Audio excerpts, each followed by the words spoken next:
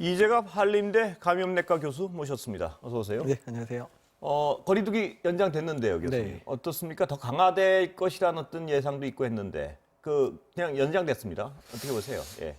일단은 정부 차원에서 고민이 많았을 거라 예. 생각은 들지만 이렇게 아무것도 이제 올리지 않고 그냥 유흥업소 닫는 수준 정도로 할 거라고는 예상을 못했었거든요. 예. 상당히 좀 실망스럽기도 하고 예. 또 거꾸로 말하면 정부 차원에서의 그런 동원할 수 있는 수단이 많지 않았었다는 생각도 사실 드는 상황입니다. 지금 그러니까 말씀하신 거 보면 빨리 시급히 올려야 되는 상황이라는 생각이신 거죠? 네, 일단 유행 상황이라는 게요. 예. 일단 한번 불붙기 시작하면 아주 급격하게 늘어나는 그런 양상이 될 수 있기 때문에 예. 선제적으로 지금의 유행 상황을 빨리 차단하는 게 좋을 것 같다는 생각이 드는데 그러기 위해서는 뭔가 이제 특단의 대책들을 강구해서 예. 또 국민들로 또 하여금 좀 많이 피로도가 쌓여 있긴 하지만 그래도 예. 경각심을 갖도록 하는 그런 방안이 마련되어져야 되는데 지금 정책적 수단을 쓸 게 별로 없어서 그런지 몰라도 특별한 대책이 나오지 않은 거는 상당히 답답한 상황입니다. 사회적 거리두기 관련해서 좀 더 여쭤보겠는데 지금 브리핑, 정례 브리핑 예, 듣고 네. 다시 여쭤보겠습니다. 네. 중앙방역대책본부 정례 브리핑 들으시겠습니다.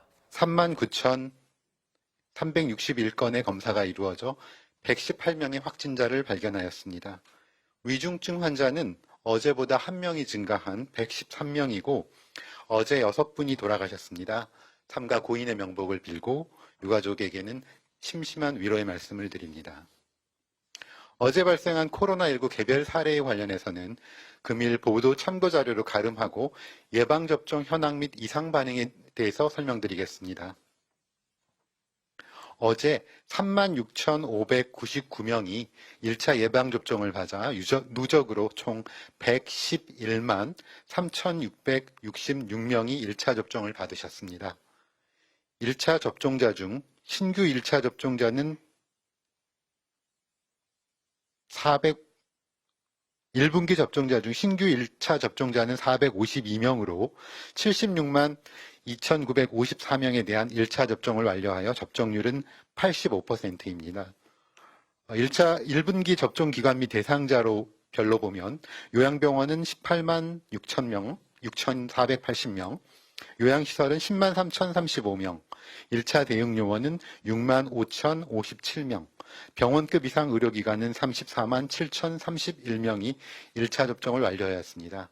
2차 접종이 진행 중인 코로나19 치료병원의 경우 6만 842명이 1차 접종을 받았고 5만 2,136명이 2차 접종을 받았습니다.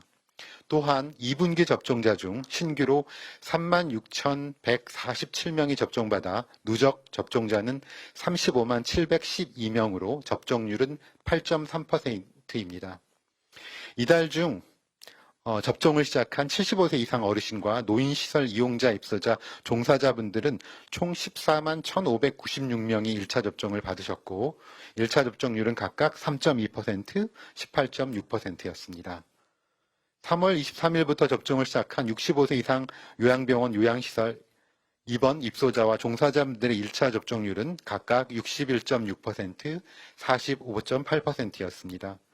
예방접종 후 이상 반응으로 의심되어 신고된 사례는 총 11,468건으로 이 중 11,290건은 예방접종 후 흔하게 나타날 수 있는 근육통, 두통, 발열들의 사례였으며 111건은 아나필락시스 의심 사례, 25건은 중증 의심 사례, 42건은 사망 사례가 신고되었습니다.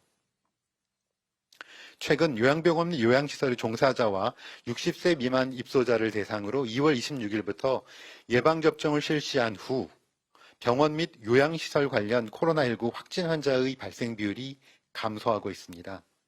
코로나19 확진자 중 병원 및 요양시설 관련 발생 비율은 2월 1일부터 예방접종 시행 전인 2월 25일까지 보면 평균 9.7%였으나 예방접종 실시 이후 주별 발생 비율은 지속 감소하고 있고 지난 3월 27일부터 4월 4일까지의 일주 발생 비율은 총 발생 확진자 중 2.0%였습니다. 2월 시작한 백신의 효과가 이제 나오면서 요양병원과 요양시설의 환자가 줄어들고 이로 인해서 위중증 환자와 사망자 수가 줄어들면서 전체적인 확진자는 늘지만 사망자는 감소하는 상황에 기여되었습니다. 최근 전 세계적으로 코로나19 발생 상황이 다시 증가세로 돌아선 가운데 국내에서도 연일 600명대의 환자가 발생하면서 방역당국은 비상한 긴장감을 가지고 있습니다. 기침이나 발열 등 의심 증상이 있을 경우 다중이용시설 등 사람이 모이는 곳에는 가시지 마시고 증상이 있는 경우 최대한 빨리 가까운 선별진료소를 찾아 검사를 받아주시고 결과가 나올 때까지는 가족 단위라 하더라도 마스크 착용과 거리두기 등 방역수칙을 철저히 지켜주실 것을 부탁드립니다. 시설 관리자께서도 밀집도 관리 및 철저한 환기, 소독 등 방역수칙 준수에 적극 참여해 주시기를 거듭 당부드립니다. 최근 아스트라제네카 백신 접종과 혈전 발생의 인과성, 접종의 안전성들에 대한 국외 동향에 대해 말씀드리겠습니다. 유럽의약품청은 4월 7일 아스트라제네카 백신과 일부 특이 혈전 발생의 인과성에 대한 검토 결과를 발표하면서 백신 접종의 이익이 위험을 상회하므로 접종을 지속할 필요가 있다는 점을 다시 한번 강조하였습니다. 아스트라제네카 백신 접종 재개 여부와 관련한 향후 일정에 대해서는 국내외 동향 및 발생 사례를 충분히 분석하여 4월 8일 날 혈전 전문가 자문회의를 개최하였고 금일 백신 전문가 자문단 회의 그리고 내일 예방접종 전문위원회의 논의를 거쳐 주말 중 결과를 발표할 예정입니다. 질병관리청은 백신 접종에 있어 안전성과 과학적 근거를 가장 중요하게 고려하고 있습니다. 예방적 차원에서 접종을 중단했던 만큼 각계 전문가의 의견을 충분히 수렴하여 접종 재개 여부 및 일정 등에 대해서 과학적이고 안전한 결과를 도출해내도록 하겠습니다. 11월 집단 면역과 2분기 접종 계획에 차질이 없도록 예방접종을 추진할 계획이며 국민 여러분들께서는 불안감보다는 일상 회복에 대한 기대감으로 예방접종에 적극 참여해 주시길 다시 한번 당부드립니다. 지난 2월 26일 요양병원 요양시설에서 예방접종이 처음 시작된 이후 일상 회복을 위해 코로나19 예방접종에 지금까지 100만 명 이상 함께 해주셨습니다. 나와 가족, 이웃을 위해 예방접종에 참여해 주신 국민들께 진심으로 감사의 말씀을 드립니다. 또한 코로나19 방역과 예방접종의 일선 현장에서 헌신적으로 일하고 계시는 의료계 종사자 여러분, 지자체 관계자 여러분들께도 다시 한번 감사 말씀드립니다. 지난 4월 1일부터는 75세 이상 어르신들의 예방접종이 시작되었습니다. 기저질환이 있거나 고령이신 분들은 예방접종에 대한 불안과 우려도 많으실 거라고 생각합니다. 하지만 지난 1년이 넘는 기간 동안 우리가 겪어왔던 코로나19를 되돌아보면 연령이 높거나 기저질환이 있는 분일수록 감염이 된 경우에는 치명률이나 중증으로 이환될 가능성이 높았습니다. 코로나19 예방접종은 특히 이러한 고위험군에게 감염을 예방하고 또한 중증으로 이환되는 것을 막는 가장 효과적인 수단이라고 할 수 있습니다.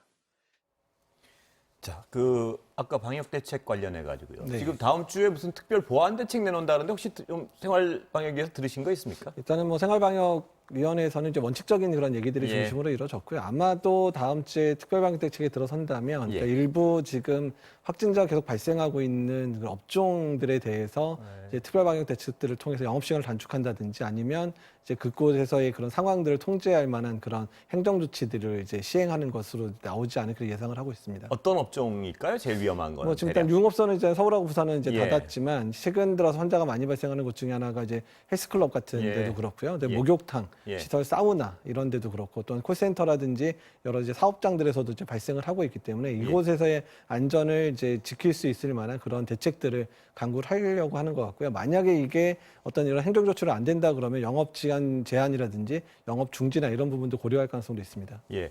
근데 일부 전문가들 중에는요, 이 백신 접종이 굉장히 위험층에 이미 이루어졌고, 그래서 치명률이 낮아진다면 좀 환자가 늘어나도 우리 의료 체계가 좀 버틸 여력이 있지 않느냐 이렇게 말씀하시는 분들도 계시는데 어떻게 보세요? 네, 사실 일면 맞을 수도 있고 틀릴 수도 예. 있는 얘기인데요. 일단은 지금 접종이 이루어진 데가 요양원과 요양병원입니다. 근데 그곳의 사망률이 전체 사망자의 3분의 1 정도에 예. 해당되는데요. 아직 그 70%에 해당되는 분들은 65세 이상의 그냥 일반적으로 이제 생활하시는 분들에서도 사망자가 1000여 명 이상 발생을 한 건 예. 맞거든요. 그래서 일단은 예방접종 자체가 계속 잘 이루어져야지 되는 상황이고요. 그다음에 그 여러 가지 수학적 모델링을 보게 되면 감염 재생산 지수가 1.5 정도를 넘어서기 시작하는 그런 예. 아주 대규모의 상황이 돼버리면 백신 접종 자체가 이런 그 중증이나 사망자 감소 효과도 떨어지는 것으로 나옵니다. 예. 왜냐하면 이제 65세 이상, 75세 이상의 아직 접종을 안 한 분들의 사망률도 예. 같이 늘어날 수 있기 때문에 예. 그리고 지금은 유행의 초기이기 때문에 주로 젊은 분들에서 환자가 발생하지만 유행 상황이 악화가 되면 이제 또 노령층에서의 환자가 또 급격히 늘어날 수 있게 예. 되고 그렇게 되면 중증 환자가 늘어날 수 있기 때문에 단순히 현재 요양원, 요양병원에서의 중증 환자 발생이 줄었다는 것만으로 현재 대책이 충분하다 이렇게 얘기하기는 어렵다는 겁니다. 그렇다면 75세 이상 분들이 거의 대다수가 맞으셨을 땐 약간은 좀 여유가 생긴다 이렇게 볼 수도 그런 있겠군요. 거죠. 근데 지금 이제 뭐 10몇만 명 시작이니까. 맞는 거고 그분들이 면역을 획득하는 데까지 최소 3주 이상은 예. 3, 4주가 걸리는 상황들이 되기 때문에 아직 그런 얘기를 하기는 섣부르다는 얘기입니다. 예. 앞으로 3, 4주가 굉장히 치명적으로 중요하겠군요. 여러 가지 네, 그렇습니다. 상황에서. 일단은 이제 75세 이상 접종이 거의 다 맞춰지고 또 접종 수능도가 높아져서 한 90% 이상이 접종을 하시게 되면 다음 달 수 정도 되면 일단은 정말로 중증 환자가 감소되는 게 눈앞에 뚜렷하게 보일 수는 예. 있거든요. 근데 지금 유행이 이미 시작됐잖아요. 예. 그러니까 이제 이 부분이 가장 지금 어려운 부분이라는 거죠. 앞으로 2, 3주가 정말 중요하군요. 네. 예. 근데 아스트라제네카 논란에 대해서는 전문가분들이 약간씩 의견이 엇갈리는 것 같은데 어떻게 보세요? 혈전 위험성, 아주 드문 혈전 위험성보단 접종을 그냥 무작위적으로 하는 게 낫다. 이게 지금 다수설이죠? 네, 그렇습니다. 일단은 뭐 이제 유럽의 의약품청도 그렇게 얘기를 했고요. 예. 그다음에 우리나라 내에서의 이제 뇌정맥성 혈전증의 발생 빈도가 현재 80만 명 정도의 아스트라제네카 백신 맞았을 때 한 명이었거든요. 예. 그러니까 유럽의 빈도인 100만 명당 5명에 비해서는 상당히 떨어지고 워낙 이런 혈전증과 관련돼 있는 부분들이 아시아 인종에서는 좀 더 낮게 나타나는 예. 부분들이 있기 때문에 이런 우리나라의 특성들, 특히 지금 질병관리청이 준비하고 있는 우리나라 내에서의 빈도들, 특히 자연 발생 빈도랑 또한 이제 예방접종의 빈도들을 계산을 해서 실제로 그런 위험성이 또 높은지에 대한 부분을 충분히 분석을 해서 그에 대한 자료를 통해서 예방접종의 전략을 새로 짜야 될 것 같습니다. 지금 당장 제기하는 건 아닌가요? 그럼 전체를 대상으로 해서? 일단은 주말에 만약에 우리나라 내에서의 위험도가 유럽이나 그런 데 위험도가 낮다라고 한다면 바로 재개가 돼서 예. 다음 주 월요일부터는 재개될 수 있을 거라 생각을 하고 있습니다. 제기한다는 말씀은 그러니까 연령별도 구분 안 하고 원래 아스트라제네카 전 국민 대상으로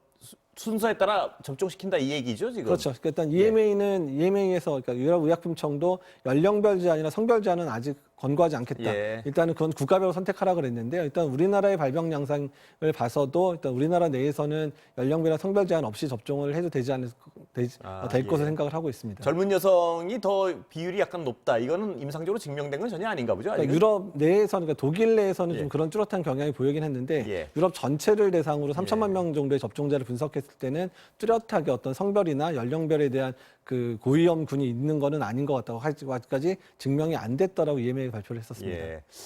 교수님, 그 교차 접종에 대해서 어떻게 생각하세요? 일단 교차 접종도 이제 고려를 해봐야 되고요. 예. 앞으로의 미래적인 상황에서는 생각을 할 수밖에 없는데 예. 왜냐하면 일단은 올해 뭐 화이자 접종을 하든 아스트라 접종을 하든 간에 내년도에 추가 접종을 할 때는 똑같은 백신 접종을 하리란 보장이 없잖아요. 예. 그러니까 그런 이유 때문에 연구가 현재 필요하고 주로 영국하고 독일에서 이 부분에 대한 연구가 활발히 이루어지고 있습니다. 예. 그래서 그 연구 결과가 특정 백신의 조합이 효과가 더 좋을 수도 있다고 나온다 그러면 그런 접종 방법도 새로 시도될 가능성도 있습니다.